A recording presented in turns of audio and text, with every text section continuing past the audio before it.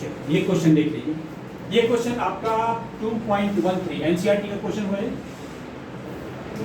United measurement error के ऊपर question. सबसे पहले जो फ्रैक्शनल एरर का नॉर्मल फॉर्मूला है आप इसके साथ अप्लाई करें। तो फ्रैक्शनल एरर का फॉर्मूला यहाँ पे delta P upon P equal to 3 delta A upon A plus 2 delta B upon B plus C है रूट सी। रूट सी में कितनी होगी?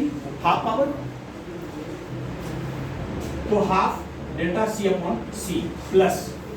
अब यहाँ पे क्या होता है, ऐसे जो क्वेश्चन मुझे दिख रहा है यहाँ डी की पावर कुछ भी नहीं है, 1 है, तो मैं delta D upon D. But कभी कभी क्वेश्चन में प्रिंटिंग एरर हो जाती है और वो यहीं तक लिखते हैं बट कैलकुलेशन पूरा कर लेते हैं, मतलब रूट को आगे तक लिख देते हैं या छोड़ देते हैं और वो उल्टा कैलकुलेशन कर लेते हैं। बट यहाँ पे जो मुझे दिख रहा है मैं उसी चीज को कैलकुलेशन करूँगा, तो मुझे यहाँ पे डेल्टा डी अपॉन डी दिख रहा है। अब इस दोनों को 100 से दोनों साइड मल्टीप्लाई करते हैं तो यही चीजें परसेंटेज एरर में आ जाती है। तो परसेंटेज एरर में करने के लिए आप जैसा कि जानते हैं कि delta P upon P into 100% कर दूँ और इकट्ठा इसको 3 delta A upon A plus 2 delta B upon B plus half delta C upon C plus delta D upon D into 100% कर देते हैं, इंटू 100% कर देते हैं। अब यहाँ पे जो हमने 100% कर दिया तो इसका मतलब मुझे अब यहाँ पे 3 में ए का परसेंटेज एरर पुट कर देना चाहिए और क्वेश्चन में ए का परसेंटेज एरर 1 दिया हुआ है, तो 3 into 1% plus 2 delta B upon B. B का परसेंटेज एरर आप बता रहे हैं कि 3% है, प्लस सी का परसेंटेज एरर 4% है और डी का परसेंटेज एरर 2% है, तो कैंसिल होकर 2 आ गया और इस तरीके से 3 प्लस 6 प्लस 2 प्लस 2, तो ये वैल्यू हमारे पास 3 6 3 2 जा 6 2 2, ये वैल्यू 9 11 13%। तो इस तरीके से हमारा इस क्वेश्चन का आंसर 13% आ रहा है, सिंपल।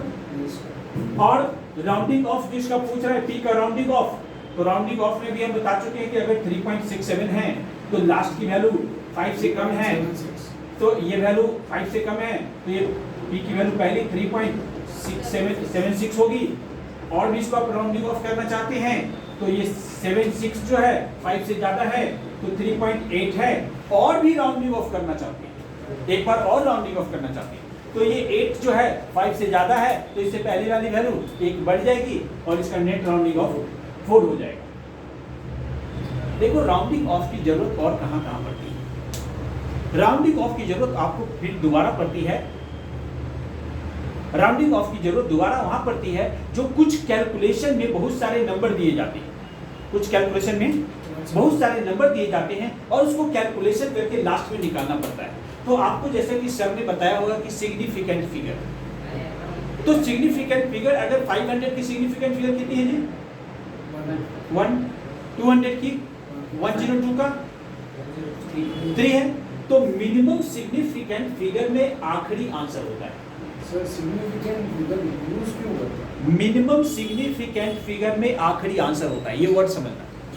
मिनिमम सिग्निफिकेंट फिगर में आखिरी आंसर होता है, इस वर्ड का क्या मतलब है? मैंने एक कैलकुलेशन दिया आपको 507 divided by let it 11,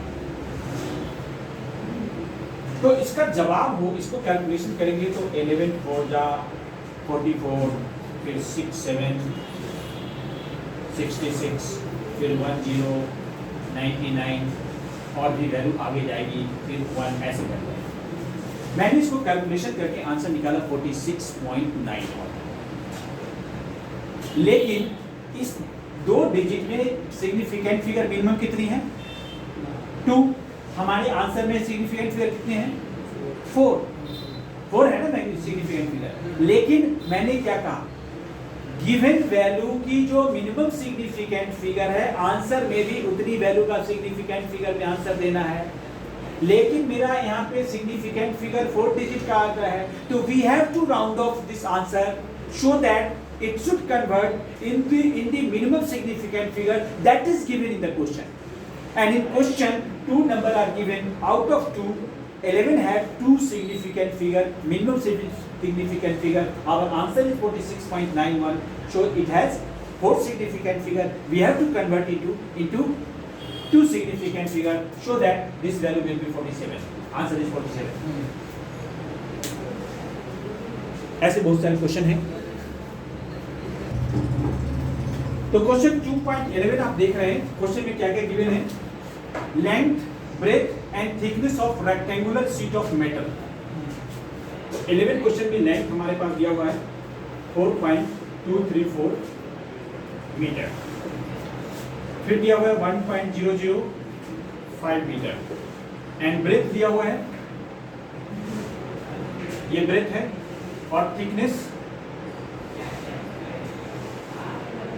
2.01 centimetre.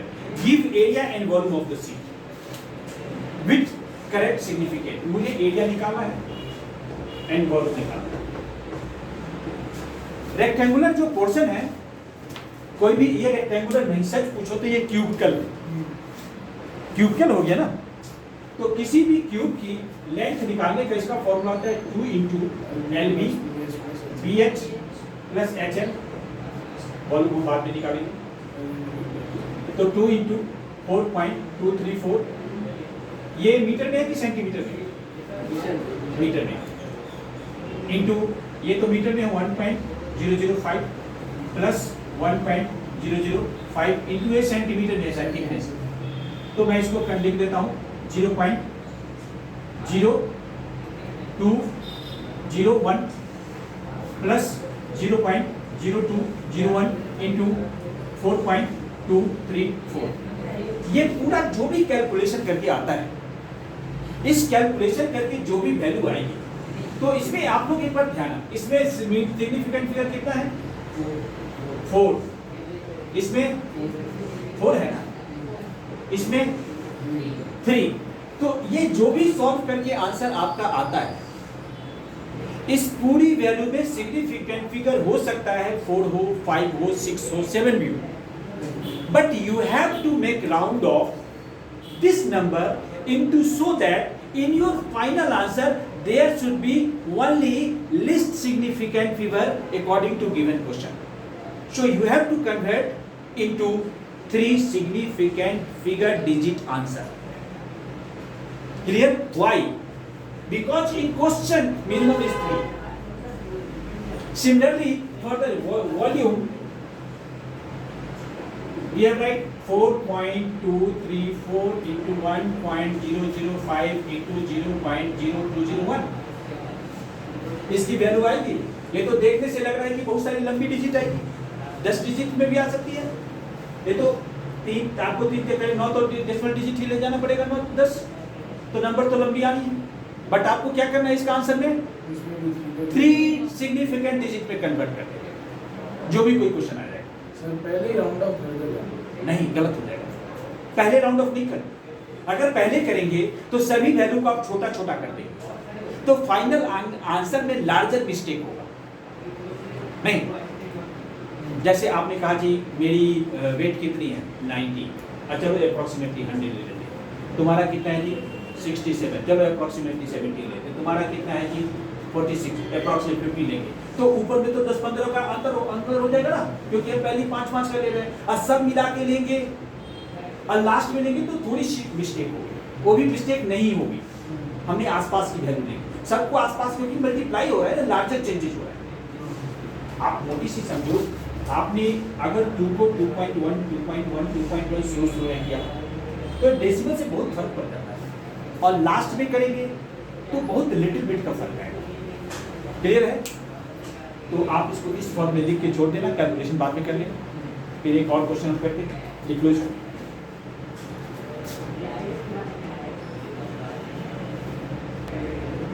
Question है आपका example 2.12 NCERT error and measurement, page 927। ये क्वेश्चन आपके इस एरर का भी इंपॉर्टेंट क्वेश्चन है, और संयोग से ये जीमेल में पिछले साल ही क्वेश्चन पूछा गया, सेम यही क्वेश्चन, कोई भी चेंजेस नहीं। क्वेश्चन है period of oscillation of a simple pendulum T equal to 2/√L/G। ये टाइम पीरियड का सिंपल पेंडुलम का फॉर्मूला है, ये फॉर्मूला आप पढ़ेंगे भी आप। Measurement value L is 20 centimetre, note to 1 millimetre accuracy. Length इसकी 20 सेंटीमीटर है और एक्यूरेसी जो है वही एरर है। एक्यूरेसी का मतलब इतने का चेंजेज हुआ है, ये लास्ट। तो डेल्टा L 1 मिलीमीटर, और 1 मिलीमीटर को सेंटीमीटर में कितना कन्वर्ट करते हैं? अगर मैं सेंटीमीटर में लिखूं 1 मिलीमीटर को, तो ये 0.1 cm में हो जाएगा। और दिया हुआ है फॉर 900 ऑसिलेशन के लिए टाइम पीरियड 90 सेकंड बताया गया, 100 ऑसिलेशन के लिए, एंड इसकी टाइम की रेजोल्यूशन 1 सेकंड। ये जो लास्ट की पॉइंट है ये थोड़ा कंफ्यूजन करता है कि 100 ऑसिलेशन क्यों लिखा, ठीक है, लेकिन कोई फर्क नहीं पड़ता। 100 ऑसिलेशन अगर इसने लिखा तो मुझे 1 ऑसिलेशन का टाइम चाहिए। क्या चाहिए? तो मुझे कहीं पे अगर डेल्टा टी अपॉन टी चाहिए तो डेल्टा टी तो एरर होता है, तो ये जो एरर है 1 सेकेंड, ये भी 100 ऑसिलेशन का है।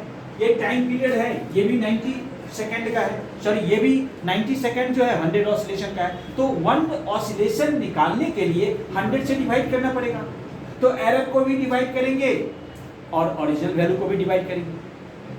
तो अगर टाइम पीरियड 100 ऑसिलेशन का 90 सेकेंड हुआ तो 1 ऑसिलेशन का कितना होगा? 90/100। तो टी की वैल्यू को अगर मैं यहाँ पे 90/100 लिखूंगा तो कोई फर्क नहीं पड़ता। और उसी तरीके से अगर मैं डेल्टा टी को भी लिखना चाहूँ तो डेल्टा टी को भी 1 मुझे 100 ही करना पड़ेगा, तो फाइनल आंसर 1/90 ही रहेगा। तो कोई फर्क नहीं पड़ता यहाँ पे। फिर भी जो क्वेश्चन में जो मेथड दिया हुआ उस चीज को हम अप्लाई कर रहे हैं। ये क्वेश्चन में निकालना क्या है? जी निकालना है। इसी फॉर्मूला को जब मैं स्क्वायर रूट करता हूँ t = 2π√L/g, जब मैं इसका स्क्वायर रूट करता हूँ तो हमारे पास t² = 4π² L/g आ जाता है। मुझे निकालना क्या है? g।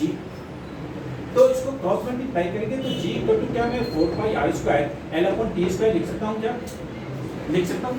एक चीज हमेशा ध्यान रखना कि ये जो 4π² आया है ये कांस्टेंट है, और इस कांस्टेंट का रिलेटिव एरर, फ्रैक्शनल एरर में कोई रोल नहीं होता, ठीक है। जब वैल्यू निकालेंगे तो कांस्टेंट यूज होगा, एरर का परसेंटेज रिलेटिव में कोई रोल नहीं होता। तो मुझे यहाँ पे क्या करना, मुझे निकालना है डेल्टा g/g। तो 4π का कोई रोल नहीं, delta L/L plus 2 delta t/t आ जाता है, ठीक है। अब डेल्टा L/L, तो डेल्टा L/L मेरे पास डेल्टा L भी है और L भी है, तो डेल्टा L की वैल्यू 0.1 एंड L की वैल्यू 120 प्लस 2 डेल्टा t/t 1/90 है हमारे पास।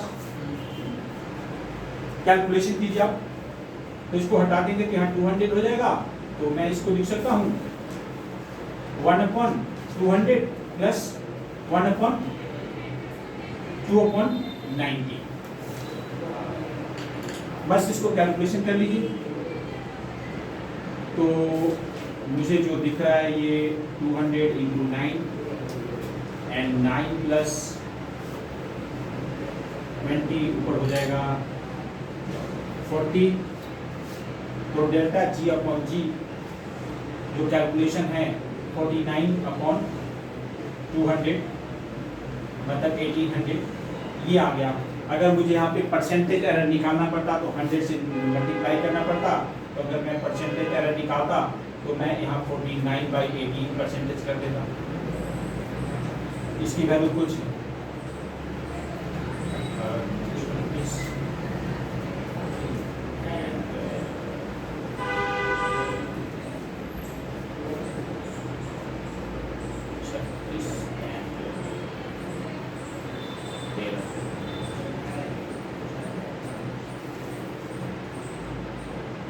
2.7 समथिंग इसके परसेंटेज वैल्यू आ जाती है। 3% अप्रोक्सीमेटली इसको आंसर लिखा हुआ है।